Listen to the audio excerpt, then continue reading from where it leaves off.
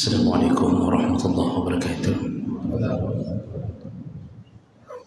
Alhamdulillahi rabbil alamin wa bi ni'matihi tatimmu as-salihat. Asyhadu an la ilaha illallah wahdahu la syarika lah wa asyhadu anna Muhammadan 'abduhu wa rasuluhul karim. Allahumma shalli wa sallim ala nabiyyina wa sayyidina al-Mustafa Muhammadin wa ala alihi wa ashabihi ajma'in wa yassir li amri wa hlul 'uqdatam min lisani yafqahu qawli. Segala puji bagi Allah, kemudian salawat dan salam kepada Rasulullah, pada keluarga dan seluruh sahabat-sahabatnya yang Allah muliakan insyaAllah, bapak-bapak dan ibu-ibu, jemaah salat subuh yang telah datang karena Allah. Mudah-mudahan kedatangan kita menjadi penyebab terbukanya pintu surga insyaAllah. Bapak Ibu yang Allah muliakan, kita masih membahas tentang golongan orang-orang yang didoakan oleh malaikat. Di pertemuan kita yang terakhir, kita sudah sampai pada golongan orang-orang yang mengunjungi saudaranya yang sakit. Barang siapa yang mengunjungi saudaranya yang sakit karena Allah, maka kalau dia pergi di pagi hari, 70.000 malaikat mendoakannya sampai sore hari. Kalau dia datang di sore hari, walaupun cuma sebentar, 70.000 malaikat mendoakannya sampai pagi hari. Begitu janji Nabi dalam hadis yang sahih. Begitulah malaikat mencintai orang-orang yang menjenguk saudaranya yang sakit. Baik, itu sekedar pengingat ulang. Kita sambung golongan berikutnya yang didoakan oleh malaikat, yaitu orang-orang yang mengajak kebaikan pada orang lain, orang-orang yang menyeru dan ini berbuat baik. Adalah golongan yang Allah sendiri mematenkan mereka. Salah satu daripada amalan yang jangan hilang di muka bumi adalah amar ma'ruf nahi mungkar, mengajak pada kebaikan, mencegah kemungkaran. Kalau amalan ini hilang, maka kita sudah mengundang azab Allah Subhanahu wa ta'ala. Orang yang saleh hanya untuk dirinya sendiri tidak bisa menolak azab Allah. Orang yang saleh, yaitu saleh terhadap dirinya sendiri, salat tidak pernah tinggal, berjamaah, puasa Senin Kamis, Ayyamul Bid, kemudian malam tahajud, hari-hari baca Quran, saleh terhadap dirinya sendiri. Dia dipuji Allah, tapi tidak termasuk golongan yang bisa mencegah azab Allah.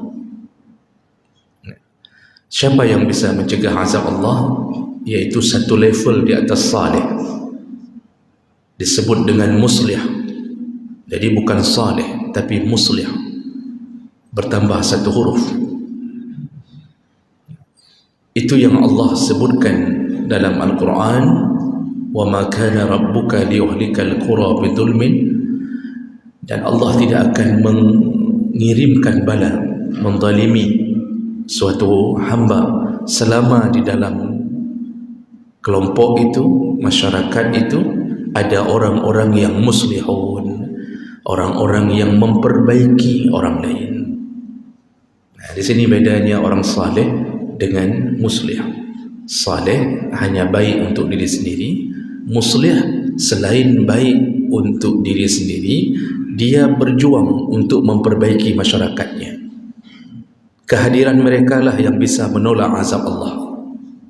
Tanpa mereka, kita akan berulang-ulang ditimpa azab oleh Allah. Maka suaranya orang-orang yang vokal hari ini, suaranya orang-orang yang memikirkan rakyatnya, membela kebaikan di tengah-tengah masyarakat yang rusak.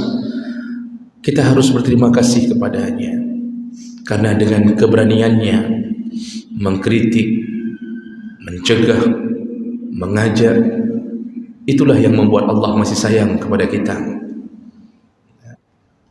Jadi jemaah melakukan Allah, berbuat baik termasuk salah satu anjuran Allah Subhanahu wa taala kapanpun dimanapun. Allah mengatakan fastabiqul khairat, berlomba-lombalah engkau berbuat baik. Jadi bahasa istabaqa itu bukan sekedar begitu bertemu kebaikan berbuat, tidak. Musabaqah, di sabaqah yusabiqu itu musabaqah, berlomba-lomba. Kita ini kadang-kadang tidak berusaha mencari dan berbuat baik kecuali ketika kebaikan itu ada di depan mata. Padahal yang Allah suruh adalah berlombalah. Yang namanya berlomba, cari kebaikan. Jangan hanya kasih sedekah kepada yang sudah berada di depan mata. Jadi kalau ketemu pengemis, kasih. Tidak ketemu, hari itu, besok, lusa, tidak pernah sedekah. Kapan ketemu dia beri. Ini bukan musabaqah. Musabaqah itu dalam hari-harinya berfikir bagaimana caranya dia mencari kebaikan.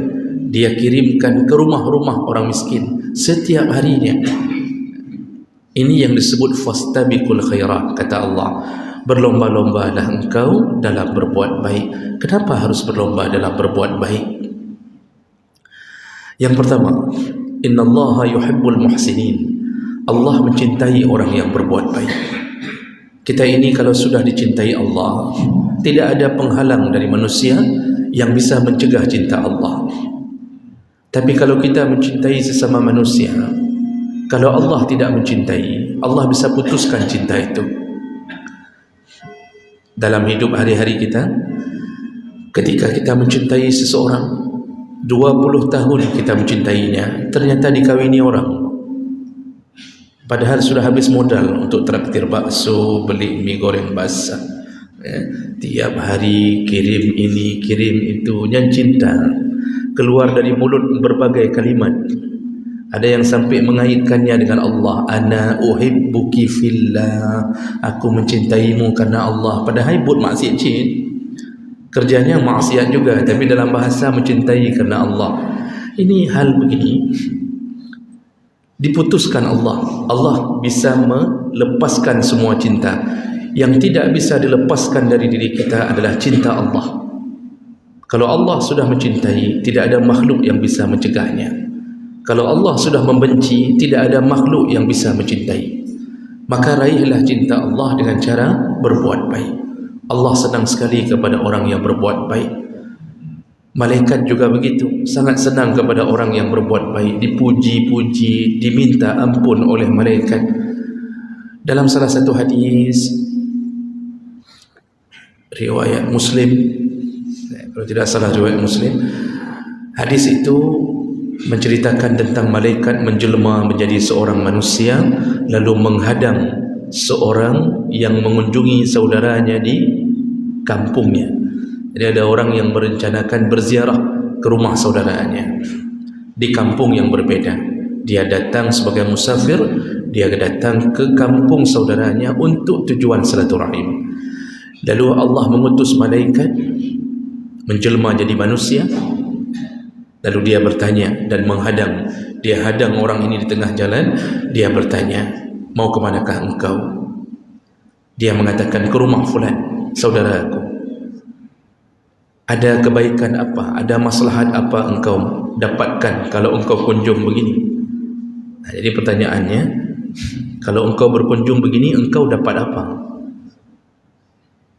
Lalu orang ini menjawab, aku tidak mendapatkan apapun kecuali hanya niatku karena Allah untuk mengunjunginya. Karena ada sebahagian orang kunjung-kunjungan untuk dapat jabatan, untuk bisa dilihat oleh si orang yang kita kunjung. Jadi kita ini tidak dimutasi ke tempat yang lain. Ada yang berkunjung supaya dapat hadiah, macam-macam.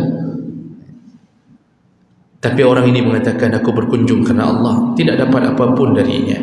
Lalu malaikat ini mengatakan anta tayyibun wa taba mamsyak, engkau itu orang baik dan setiap langkahmu baik. Maka coba lihat, malaikat mencintai orang yang baik. Kata malaikat, satu langkah berkunjung karena kebaikan, setiap satu langkah itu dihitung kebaikan oleh Allah. Setiap satu langkah, satu kali tapak kaki, begitulah dihitung oleh Allah Subhanahu wa taala. Maka jemaah melakukan Allah Subhanahu wa taala, orang yang baik itu dicintai Allah Subhanahu wa taala. Kalau Allah yang sudah cinta, apa yang kita dapatkan? Surga. Tapi kalau orang yang cinta, apa yang kita dapatkan? Pujian. Itu pun kalau dapat pujian. Ada yang tidak pernah muji setelah kita berbuat baik. Ada yang terima kasih pun tidak. Sering kita mengeluh setelah kita berbuat baik, kita antarkan kuah, kita suruh anak nak antarkan kuah ke rumah fulan. Ketika diantarkan, anak kita balik, lalu kita bertanya, sudah diantarkan nak? Sudah mak. Apa yang dibilang tadi? Tak bilang apa-apa. Tak ada terima kasih? Tak ada. Kurang ajar. Terima kasih anak. Dari rencana berbuat baik keluar kalimat kurang ajar. Kurang ajar, terima kasih pun tak ada. Besok-besok tak usah kasih lagi. Begitulah berhadapan dengan manusia. Paling dapat pujian kalau dia puji, kalau dia terima kasih, kalau dia balas. Kalau dia balas, mungkin tidak pernah dibalas. Pernah kita beri piring, kita tinggalkan di sana, sengaja kita suruh tinggalkan biar dibalas. Kan ada tipe orang kadang-kadang, tinggalkan aja piringnya nak, tak usah disalin. Nak payah besar tadi. Kita berharap besok dapat kuah dari dia ke rumah kita, ternyata piring kosong dipulangkannya. Bertambah-tambah rasa sakit hati. Lalu kita mengatakan ke anak kita, baru kurang ajar, orangnya beri-beri kurang ajar. Begitulah kita berhadapan dengan manusia. Itu contoh berbuat baik pada manusia. Maka jangan harap dari manusia. Manusia itu jembatan kita untuk menuju cinta Allah Subhanahu wa taala. Jadi berbuat baik itu berbuat kerana Allah. Allah kalau balas, mana ada yang model-model 1 kali lipat? Tidak, minimal 10 kali lipat. Minimal 10 kali lipat. Maksimal suka-suka Allah. Allah bisa masukkan ke surga orang yang sekali berbuat baik kerana Allah Subhanahu wa taala.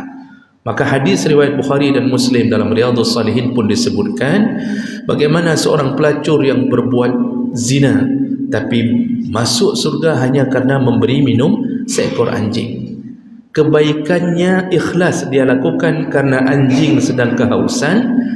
Nabi menyatakannya dia masuk surga penyebabnya itu. Kalau anjing kita tolong bisa masuk surga, apalagi orang. Tapi itu kejadian itu perlu dipahami, itu Nabi ingin menggambarkan rahmat Allah begitu luas sampai kepada pelacur yang setiap hari melanggar syariat, ketika sekali berbuat baik Allah bisa berikan surga. Itu bukan disuruh berbuat begitu. Jadi jangan ada rencana setelah ini kita jadi pelacur, cari anjing, kasih minum, tetap neraka. Itu yang mau digambarkan adalah rahmat Allah, suka-suka Allah. Surga milik Allah, neraka milik Allah. Kalau Allah ingin mengatakan bahawa engkau surga, apa memangnya? Siapa yang mau protes? Maka kita tidak berhak menyurgakan orang lain, juga kita tidak berhak menerakakan orang lain. Jadi enggak usah keluarkan kalimat ahli neraka, orang itu, kelompok itu ahli neraka. Tidak perlu. Kenapa? Bukan hak kita. Bahkan kitalah yang mungkin menjadi penduduk neraka karena kesombongan merasa diri paling benar, merasa diri paling alim, merasa diri paling hebat. Mungkin kitalah penduduk neraka. Orang yang kita harap-harapkan masuk neraka, ternyata dialah penduduk surga. Maka jemaah melakukan Allah itu kalau berbuat baik dengan Allah Subhanahu wa taala. Kalau anjing bisa menyebabkan bantuan kepadanya, menyebabkan masuk surga, apalagi memberi makan anak yatim, memberi makan orang miskin, mengasuh, memelihara. Jemaah melakukan Allah Subhanahu wa taala. Nah, ini orang yang berbuat baik dicintai Allah. Lalu kemudian dicintai dan didoakan oleh malaikat. Nah, di sini hadis menunjukkan bahawa malaikat mendoakan orang-orang yang senantiasa berbuat kebaikan. Dalam salah satu hadis riwayat Tirmizi dari Abu Hurairah radhiyallahu anhu, Rasulullah sallallahu alaihi wasallam menyebutkan, innallaha wa malaikatahu wa ahlas samawati wal ard, sesungguhnya Allah dan malaikatnya dan penduduk langit dan bumi, seluruh penduduk langit dan bumi, kata Nabi. Apa yang mereka lakukan? Hatta namlah fi juhriha wa 'ala al-hut, penduduk langit, penduduk bumi, kata Rasulullah, sampai semut di dalam lubang dan ikan paus di tengah lautan.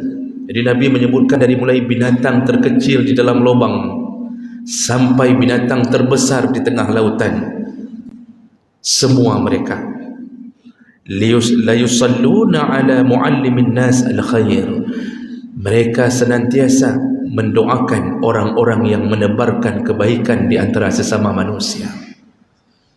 Rupanya doa malaikat, doa binatang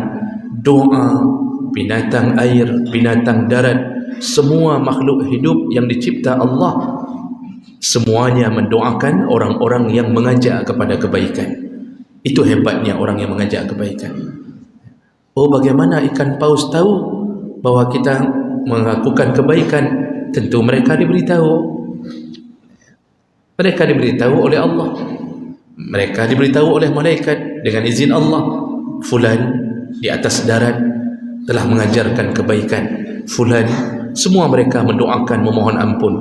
Makanya orang-orang terdahulu itu hari-hari mereka hiasi dengan mengajak orang berbuat baik.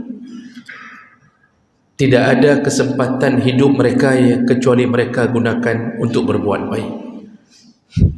Maksiat bisa terjadi, tapi usahakan minimalisir, jangan diperbesar. Kita ini tidak bisa hilang dari dosa. Cacat kita adalah dosa, dan itu menempel pada diri kita. Rasulullah mengatakan, kullu bani Adam khata', setiap anak Adam selalu berdosa. Wa khairul khata'in at-tawwabun, tapi orang yang berdosa sebaik-baik mereka yang segera bertaubat. Ini menunjukkan kita tidak bisa hilang dari dosa. Bapak Ibu yang Allah muliakan, bayangkan bagaimana mulianya orang mengajak pada kebaikan, didoakan oleh semua makhluk langit dan makhluk bumi. Bahkan Allah pun memuji-muji mereka. Kemudian berbuat baik pun pahala yang terbesar dan paling dahsyat, dia mendapatkan pahala multi level marketing. Ini hebatnya orang berbuat baik. Rasulullah sallallahu alaihi wasallam menyebutkan, man dalla ala khairin falahu mislu ajri fa'ilihi. Hadis riwayat Muslim. Barang siapa yang mengajak pada kebaikan, barang siapa yang mengajak pada kebaikan, dia mendapatkan pahala dari kebaikan yang dilakukan oleh orang yang diajaknya. Bayangkan, satu orang guru mengajarkan Al-Quran pada satu orang anak. Ini paling minimal, satu orang anak. Anak ini berhasil baca Quran, seluruh kebaikannya semenjak belajar dengan kita Al-Fatihahnya sudah benar. Kemudian dia mulai mengaji, seluruh kebaikannya selain untuknya dikopi oleh Allah, kemudian dipaste, ditempel ke catatan amal orang yang mengajarkan Quran pertama untuknya.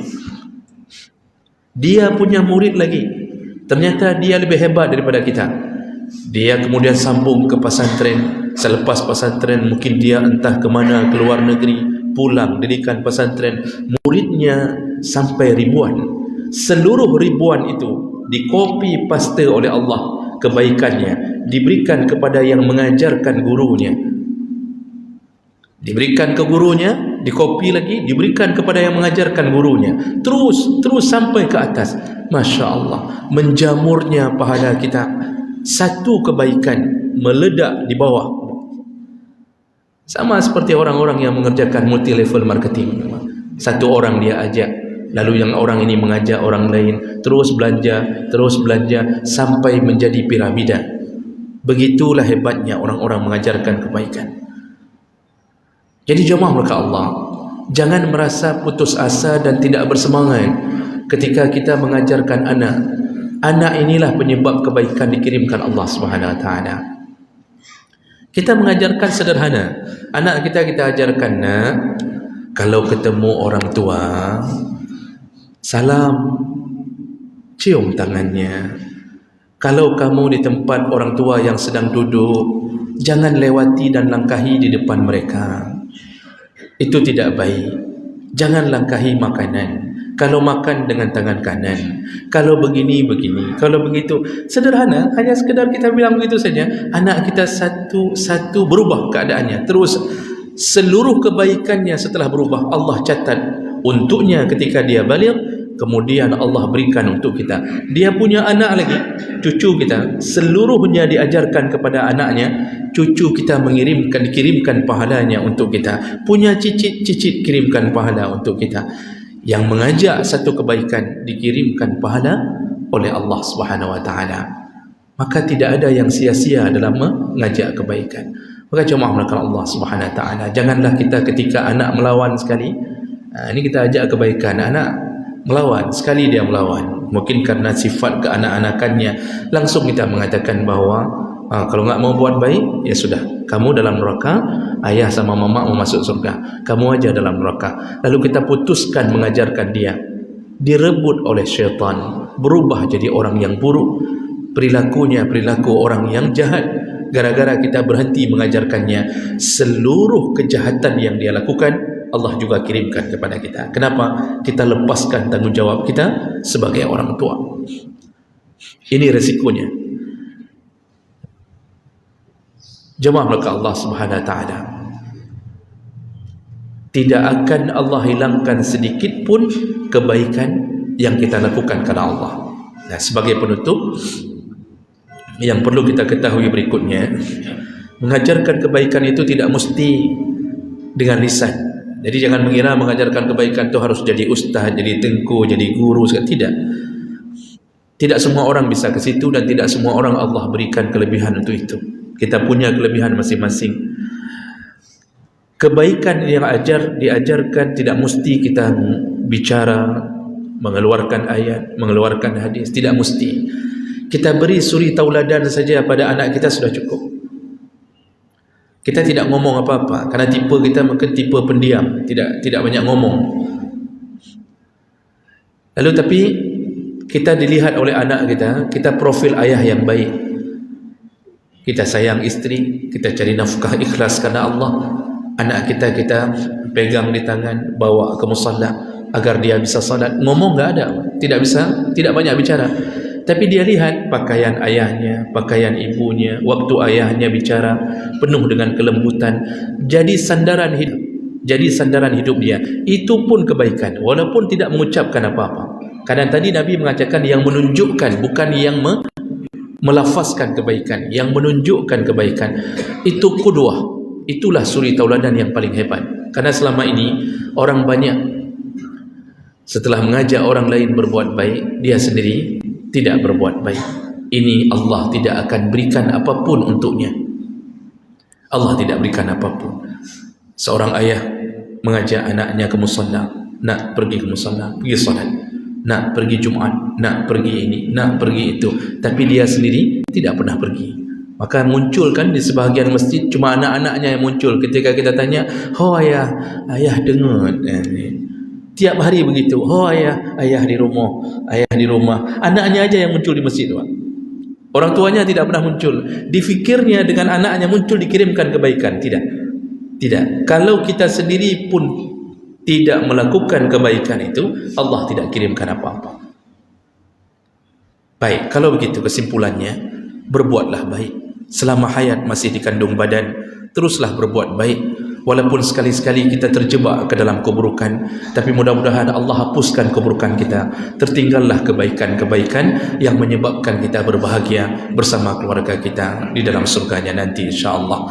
Subhanakallahumma wa bihamdik, asyhadu an la ilaha illa anta, astaghfiruka wa atubu ilaik. Wassalamualaikum warahmatullahi wabarakatuh.